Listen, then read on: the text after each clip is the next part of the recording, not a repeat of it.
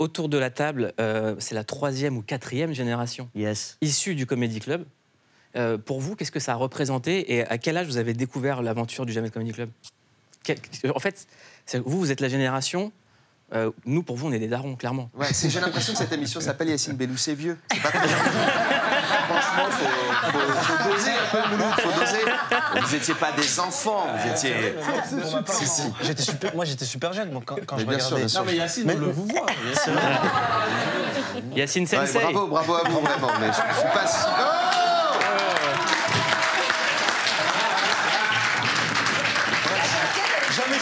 Je passe jamais à la télé. Quand je passe à la télé, vous... Non, mais très jeune, la conscience de faire la vanne dégueuse. Très bien. C'est super. Avec les oreilles mises en avant et tout, le star. C'est pas bien. Alors, Ilyes Jadel, qui était cette personne? À quoi elle pensait à ce moment-là? Je sais pas du tout qui était cette personne. Non, c'était moi, c'était Ilyes, plus jeune, avec des rêves d'enfant plein la tête, en ayant vu justement le Jamel Comedy Club. Il parle quand même Mbappé. Hein. C'est des professionnels maintenant, mon pote. Ouais, c'est ça. C'est vrai. Ils sont complets. C'est vrai, je regardais le Jamel Comedy Club. Vous avez fait une compile? Non, je regardais le Jamel Comedy Club étant plus jeune. Je regardais Yacine Bellous, et je regardais tous ces gens-là, la première saison. Et aujourd'hui, déjà, de me retrouver sur ce même plateau pour parler justement de la saison 12 avec Jamel et Yacine, je me dis que c'est un truc de fou, la vie. C'est incroyable. D'autant que lui, il n'était pas sur la feuille de match au départ. Hein. Non, c'est la vérité. Moi, je suis une erreur. Lui, j'avais pas. C'est une erreur complètement. C'est vrai. Ah ouais? Non, mais en fait, à la base, il voulait un autre Ilyes. Je t'explique l'histoire. Non, je vous jure. Ilyes qui était sur nos registres, avec lesquels on avait envie de travailler. Le Ilyes. Voilà. Et comme c'est mon frère Momo qui s'occupait d'envoyer les mails, et il s'est trompé d'orthographe. Il m'a envoyé le mail à moi. C'est vrai. Non, pour de vrai, c'est une histoire vraie. Et on lui a envoyé le mail à lui. En fait, j'ai reçu un mail du Jamel Comedy Club. Il m'envoie: salut Ilyes, on t'invite à venir jouer dans la troupe du Jamel Comedy Club. Et moi, je te dis, là, à ce moment-là, c'est un truc de ouf. Je me dis, c'est pas possible, je vais rentrer dans la troupe. Et après, j'avais entendu qu'il y avait un autre humoriste qui s'appelait Ilyes qui est rentré dans la troupe. Et je me suis dit, ils ont peut-être dû se tromper. Parce que moi, on m'avait parlé de rien. Et du coup, j'ai appelé l'autre Ilyes. Je voulais juste savoir, je lui ai dit, est-ce que t'as reçu toi aussi tes dates? C'était les mêmes que moi. Je me suis dit, ok, c'est pour lui, mais j'y vais quand même. La vie de ma mère, c'est vrai, j'y ai été. J'ai signé les contrats. Comment il va, cet Ilyes? Il est dans la troupe. On est tous dans la troupe maintenant. Il est dans la troupe. On s'est retrouvé avec deux Ilyes, on était très très gênés. On a fait passer tout le monde, on s'est dit vas-y, essaye. Et il y avait Jamel. Jamel, il m'a vu, il a dit c'est qui? Ils ont dit c'est une erreur. Il a dit on garde l'erreur, et depuis je suis là.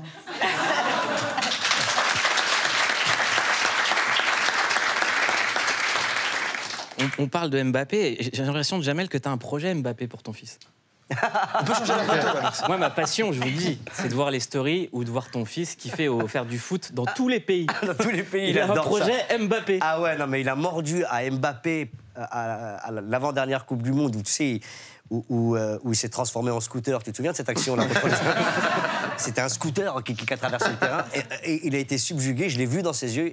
Il a pris perpète à ce moment-là et depuis, il veut être Mbappé dans la vie, ouais. Et est-ce que tu l'encourages? Est-ce que tu le soutiens là-dessus? Bah, à fond la caisse, t'imagines, toi? Parce que... J'arrête tout. Mon fils, c'est Mbappé. Moi, je peux le révéler. Une fois, je vais chez Jamel, 10h du matin, il me dit « Attends, c'est la récré ». Il surveillait son fils parce qu'il voyait l'école. Il avait la chance d'avoir une vue plongeante sur l'école. Et je regardais toujours au cas où mon fils ne se faisait pas mettre à l'amende. Et dès qu'il y en avait un qui l'énervait, je descendais, j'allais voir un gamin de 5 ans, je lui disais t'arrêtes toi de... T'arrêtes. Énerver mon fils, d'accord? Ah non, mais oui, on a une belle histoire avec mon fils. Maintenant qu'ils sont en âge de dire à peu près ce qu'ils veulent faire, est-ce que des vocations artistiques, ça leur parle ou c'est quelque chose qui... À fond la caisse. Ouais. À fond la caisse, ils sont même dans une école pour... On a une chance extraordinaire en France, c'est d'avoir une école publique d'ailleurs, qui aménage les horaires pour que tu puisses assouvir ta passion derrière. Donc ma fille, elle dans la vie, elle va faire comédie musicale. C'est un métier... un métier. Hein. Faut pas dire que c'est un métier. Lila, si tu m'écoutes, j'espère que tu vas y arriver. Et lui, l'après-midi, il fait du sport. Et donc, oui, il fait du sport et du théâtre. Et de l'improvisation théâtrale. Ils sont abreuvés matin, midi et soir par ce qu'ils voient sur les réseaux. Ouais. Il y a des gens qui dansent, il y a des gens qui chantent, il y a des gens qui jouent, ils ont leur âge. Ça, c'est extraordinaire. Il n'y avait pas ça à notre époque. Aux États-Unis, ils commencent à jouer et à danser à 3 ans. C'était le cas de Baba, de plein d'artistes qu'on connaît. Nous, c'est moins dans nos réflexes, c'est dommage. Mais aujourd'hui, de plus en plus, les gamins s'y mettent à fond. Ils veulent ressembler à Yacine, ils veulent ressembler à Ray, ils veulent être Ilyes ou Félix. Ou Sophia. Il y en a qui veulent être Sophia aussi. Non, mais voilà, c'est vrai. Ils ont tous, pas une âme artistique, mais en tout cas, ils ont tous une envie. Est-ce qu'ils te servent de connecteur avec les nouvelles générations? Parce Grave. que quand je t'ai vu au GP Explorer de Squeezie, on sentait l'influence de son fils. Il était surveillé par son fils. Grave, c'est mon fils qui m'a donné la date, le jour, qui m'a imposé à y aller et qui m'a dit c'est lui Squeezie là, tu vois, c'est lui Squeezie. Bonjour, Miss Squee. T'as vu ma mère. Bon, c'est vrai que j'étais un petit peu perdu, j'étais très heureux d'être là et c'est vrai que il m'influence beaucoup. Est-ce qu'elle t'impressionne, cette nouvelle génération? À fond la caisse. Ils savent tout faire déjà, ils sont complets. On a été obligé d'aller... On n'a pas pris des cours, mais si, bien sûr qu'on a pris des cours. On a pris des cours d'improvisation, on a pris des cours on a pris des cours, mais eux, ils arrivent, ils ont 10 ans, ils sont complets, ils savent poser leur voix, ils n'ont pas peur, ils ont confiance en eux, ils ont des trucs à dire. Ils ont déjà des références artistiques. Non, franchement, je suis très impressionné et je trouve ça génial pour le futur. En tout cas, force à Squeezie et à Maxime Biaggi et à Grimm qui vont remplir Le Zénith. le Zénith. C'est magnifique. Avec Zen. Avec Dingue. Zen Show. Pauline, toi, t'as choisi un sketch culte. Ouais, j'ai choisi le sketch avec Yacine Bellous et Dedo. Je sais pas si tu te souviens. La Je chanson du jouais geek. à l'époque des geeks et j'avais trop envie de le revoir. Mon amour pour toi cournoie dans mon cœur comme une particule dans un accélérateur de particules. Baby, ton sourire charmant m'a jeté un sort comme le sort de Pyroblast. Dans World of Warcraft, il est imparable. Il est imparable. Non. Il est imparable. Il est parable maintenant, Pyroblast. On peut parer Pyroblast? Bien sûr, si jamais t'as le bouclier réflecteur, tu peux le parer, Pyroblast. Dans l'extension. Ah, ils ont fait une mise à jour. Tu savais pas? Mais non. T'es en train de changer.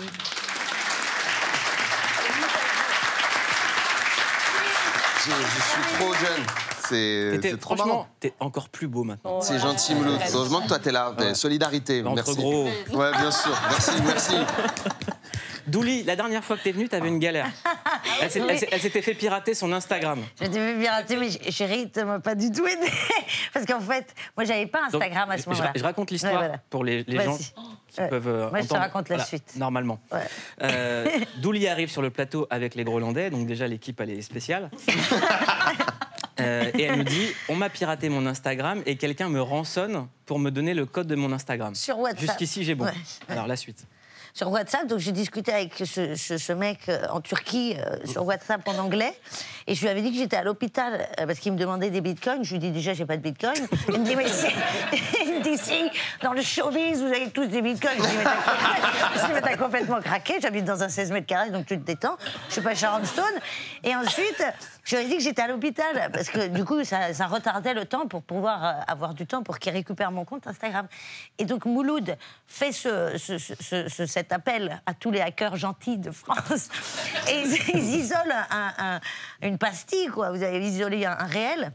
Et donc je sors, j'étais au Jamel, je sors de scène, et là, je regarde mon téléphone, et le truc redisparaît. Et là, le mec m'écrit sur WhatsApp, il me dit « Alors là, t'arrêtes bien de te foutre de ma gueule, t'es pas du tout à l'hôpital, je viens de te voir dans une émission. » Je dis « Mais t'es con ou quoi, les émissions, ça s'enregistre ?» Il me dit « Ah oui ?»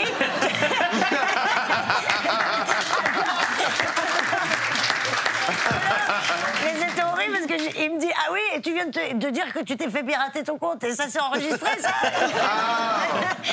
Ah putain, du coup, il était très énervé. J'ai dit, écoute, j'ai une maladie, je fais souvent des allers-retours à l'hôpital, donc je suis allée voir Mouloud entre deux chirurgies. Et voilà, et donc, mais je l'ai récupéré, mais pas grâce à lui. Mais, comment t'as fait alors? T'as fini par la récupérer. Comment t'as fait? Mais c'était très drôle. Parce que, c'est les équipes d'Instagram. D'accord, c'est très long. On regarde un extrait de Douli au Comedy Club. Ce qui est cool à l'étranger, c'est que tu parles pas la même langue. Donc il n'y a pas de « Oh merde, il est teubé ». Tu vas baiser un mec con en arabe ou en italien, tu t'en fous, tu ne sais pas qu'il est teubé.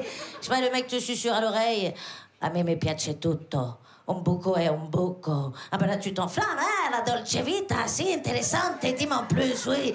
Alors que le mec te lâche la même chose en français. Ah ben moi j'aime tout, un trou c'est un trou. Ah ben là, ça dégage direct. Rentrez chez vous, monsieur, non.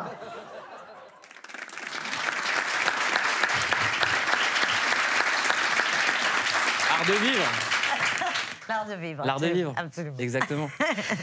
Sophia Bellabès, c'est la première fois qu'on vous reçoit dans Click. C'est à l'âge de 8 ans, en regardant des cassettes vidéo des spectacles des grands humoristes des années 90 que vous avez eu envie de monter sur scène. Premier sketch qui vous a donné envie de faire de la scène, c'est Chouchou de Gad Elmaleh. Et vous jouez votre spectacle Ketchup Mayo le 8 juin à la Nouvelle Scène. Pourquoi ça s'appelle Ketchup Mayo? Parce que je fais les choses à ma sauce. Voilà. Exact. Non, mais en vrai, au début, le spectacle s'appelait Viens que je te raconte ma vie, ce qui est beaucoup trop long. Et, mais qui est la définition du stand-up, en fait. Oui, c'était ça, en fait. Je racontais ma vie. Tout le monde a donné son avis. Et à la fin, j'ai dit, je fais les choses à ma sauce, ketchup mayo. Voilà. Et c'est parti de là. C'était quoi la première fois que vous avez vu le Comedy Club? Que j'ai vu le Jamel Comedy Club. Ouais. Alors moi, j'avais que des petits extraits à l'époque parce que je regardais pas beaucoup Canal+. Mais c'était Jamel, quoi. Pour moi, c'était lui, c'était cet emblème-là. Et est-ce qu'il vous paye assez pour que maintenant vous puissiez vous abonner? Oui, puis on fait pas ça pour l'argent. Hein. Franchement, on en est arrivé depuis des années. Même si je devais payer pour le faire, je paierais. L'amour du métier. L'amour de Voilà, on regarde un extrait de Sophia Bellabès. Merci, Sophia. Non mais les seins c'est dur hein, pour tout le monde. Hein. Et moi ça a toujours été comme ça. Pour vous donner une petite idée, en 6e, hein, je devais avoir 10 ou 11 ans, je faisais un 95D. Ouais, j'avais les plus gros seins du collège. Ouais. Corps enseignant inclus, hein. Oh, il n'y avait pas une prof qui avait des seins plus gros que les miens. Et c'est fou parce que tout le monde pense que c'est un avantage dans la vie d'avoir des gros seins. Tu sais, moi je suis là, ah bon? Mais tu sais ce que c'est toi, que toute ta vie, tu devras creuser 2-3 à la plage pour pouvoir t'allonger sur le ventre?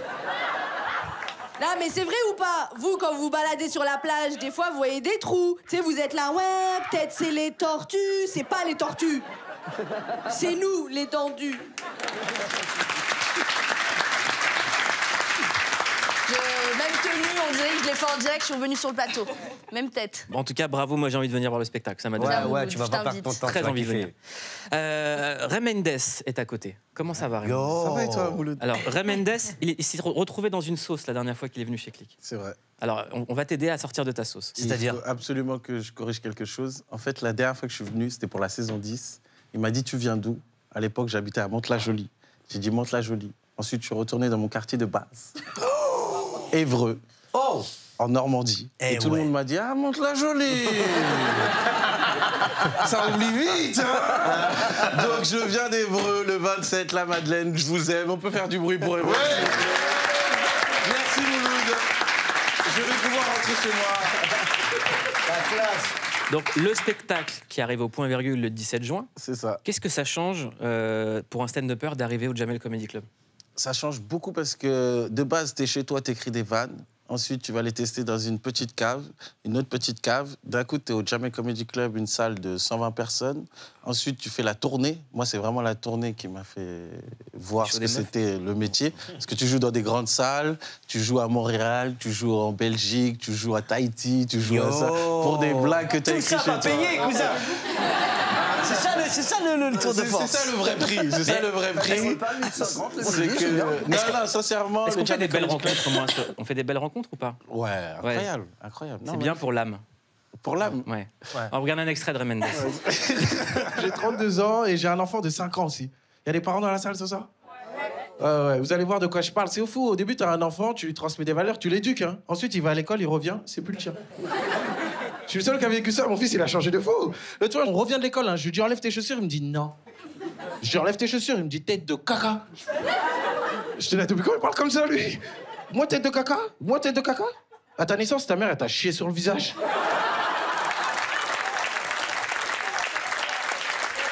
Toi, tête de caca, ouais. C'est un ouf, lui, il veut valer avec moi.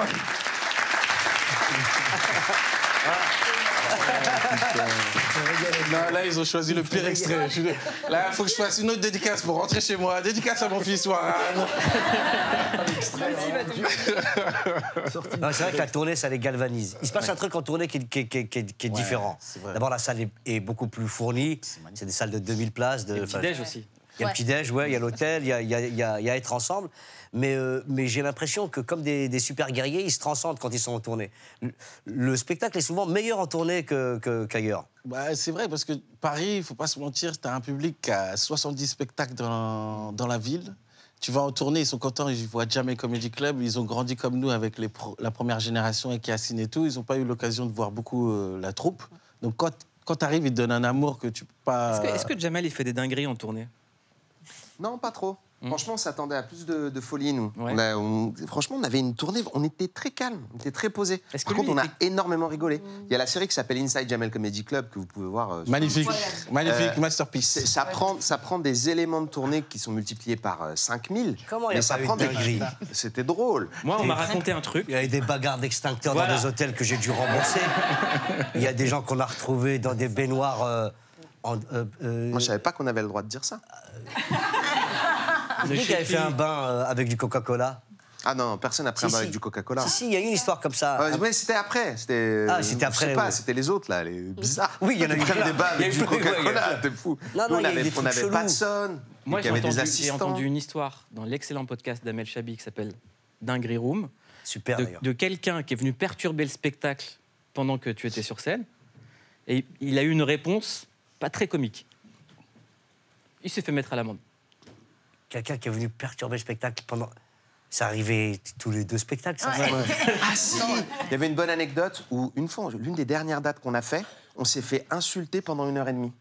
Pendant tout le show, les gens étaient en mode, tu sais, ils cassent les couilles. Ouais, machin, voilà, ça part. D'essayer de faire des blagues et tout, de les calmer. Et je crois qu'au fur et à mesure, nous, on se tapait des fous rires dans les loges à chaque fois que quelqu'un montait sur scène parce qu'on savait, si c'était Douli, moi, toi, que le mec allait monter sur scène et se faire embrouiller. Ouais, ça arrive aussi régulièrement. Ouais, parce que ce qui est fou avec ce spectacle, c'est qu'il y a une interaction. Le spectacle est autant dans la salle que dans le public. Comme ils ont le même âge, que la même génération, il y a une espèce de familiarité. Et celui qui s'en est pris le plus plein la tronche, c'est Tomer Sisley. Miskin. Tomer Sisley. Dedo aussi une fois en première partie. Pardon? Dedo, de ta première partie. Première partie de Dedo. Il en a fait un sketch. Ouais. Il est monté sur scène et Dedo a dit, j'ai dit bonsoir parce qu'il était rocker. Ouais. À l'époque, les gens connaissaient pas le Jamel Comedy Club. Ils connaissaient que Jamel. Ils voulaient voir Jamel. C'était, 100% de bouse au spectacle, gros succès. Dedo arrive. Bonsoir. 5 minutes de dégage ta gueule. Sataniste. Et il a dit, j'ai fait tout mon sketch comme ça. Oui, donc, et après il est sorti. C'était avant. Et ce soir-là, tu l'avais dit. Beau travail. Ah oui, parce qu'il n'est pas sorti de scène. Il n'est pas sorti de scène. J'aimerais qu'on parle de Félix Gian, membre du Comedy Club depuis 2019. Depuis 2020, 3e spectacle qui s'appelle Nuance au point virgule. Et vous dites, physiquement, les gens disent de moi que je suis un mix entre Harry Potter et Éric Zemmour. Faut arrêter ça. Ouais, c'était une des premières vannes que j'ai faites. Et là, je le fais pas dans le nouveau spectacle. Et on regarde un extrait. Voilà. Petite, tu sais, même sur Google, tu peux tout noter. Sur Google, tu as des petites étoiles, tu peux tout noter. Il y a des gens, ils donnent des cimetières. Je vous jure, j'ai vu ça. Lieu bien entretenu, mais un peu tristounet, 2 étoiles. Et en dessous, t'as un mec qui répond, bah c'est un cimetière, connard, si t'es pas content, tu vas à Disneyland. Le pire, c'est pas celui qui note, c'est celui qui répond.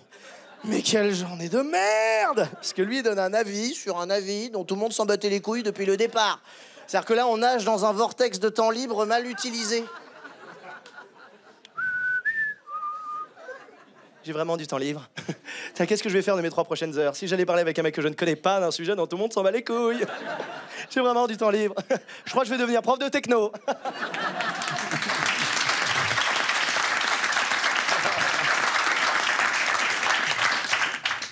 Quand on pense à l'héritage du Comedy Club, on se dit quand même, il y a Tom Njijol, il y a Blanche Gardin, il y a Malik Bentala. Tout le monde maintenant fait des films, des séries, des choses comme ça. Est-ce qu'il y a une fierté? Est-ce qu'il y a un truc de... Bien sûr qu'il y a des moments de fierté. Il y a des vrais moments de fierté. Il y a des moments où on s'arrête et on se rend compte que il y a un artiste qui vient d'arriver, qui ne l'était pas il y a encore quelques mois et qui maintenant l'est absolument. Ça a été le cas d'Alban, qui maintenant remplit des zéniths. Je l'ai vu, il avait 13 piges. Oui, je suis très fier quand je vois un artiste éclore. Mais bizarrement, comme un prof... l'année reprend et c'est reparti. Tu vois ce que je veux dire? Et on oublie l'année précédente avec tous les kiffs et tous les trucs. C'est un peu le Dumbledore du stand-up, en fait. Ouais, c'est ça. Un truc, je sais pas comment. C'est un compliment ou c'est un compliment. C'est un super compliment. Ouais, non, mais parce que comme j'ai pas vu le... Il y a un podcast qui s'appelle We Hustle, dans lequel Alban est passé. Il a été très discret ces derniers temps et t'avait rendu un hommage, mais je sais pas, de 10 minutes de remerciement.